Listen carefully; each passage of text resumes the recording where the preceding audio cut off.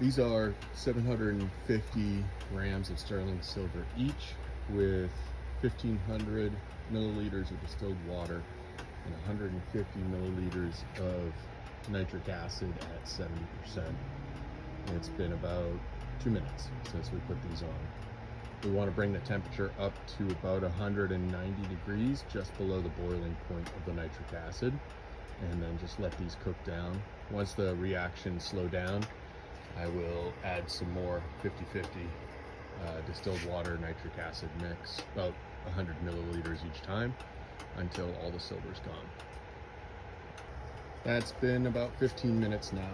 Looks like the two of them are reacting differently, but what's happening is this one's actually reacting better, and it's forming a condensation inside, which is the evaporated nitric acid dropping back down into solution. So they are kicking off just fine.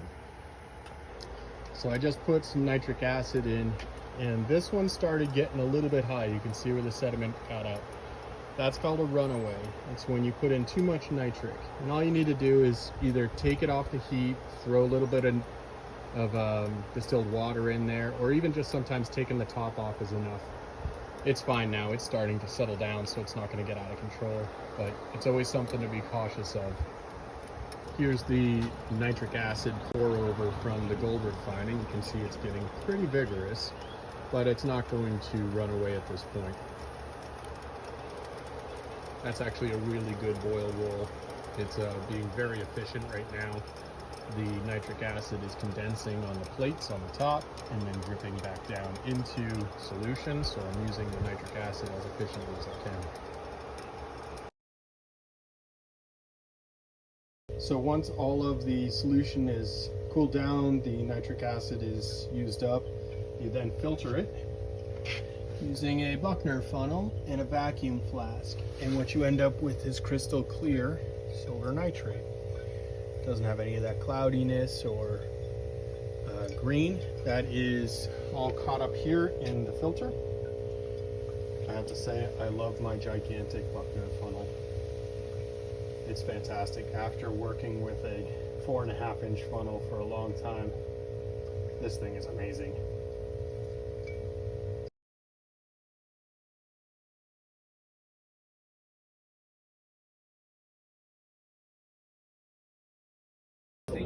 So to make these kind of shapes, there's a thing called Delft clay, which is like your art teacher will know about it. It's almost like a molding clay, and you put it in one side of a form and you press a shape into it, and then you can put another side and you can pour silver in. So like this little guy, this is what you call him, Grogu? Yeah. Man? I found. Here's your silver from yesterday. This is one beaker. The other one I've already started to filter. And once this is filtered out a bunch of times using distilled water and the liquid is coming out clear, then I know I have all of the copper and base metals out of the pure silver. I'll then dry it out and melt it up, and I'll form you all a bar for this year. When I do my final rinsing, I use boiling distilled water to rinse out the silver cement. It'll take me probably 4 or 5 of these to get this fluid to come out clear.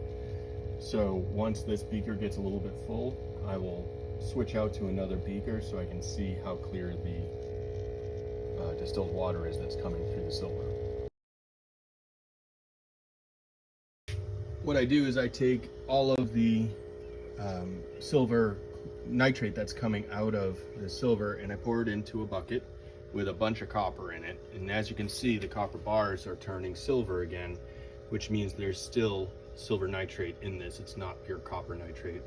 I'll leave it in here overnight, and by tomorrow this time it will all be precipitated out. So you can see how much lighter blue that fluid is. It's just distilled water running through the silver, pulling out any copper or silver nitrate. I'll take 2 or 3 more of these and it'll be perfectly clear, and then you know it is good to dry. So there it is, just getting dried out. That's the silver cement. And once it's dry, I'll get a weight on it, and then we will melt it into shot, and I'll pour a new St. Stephen's bar.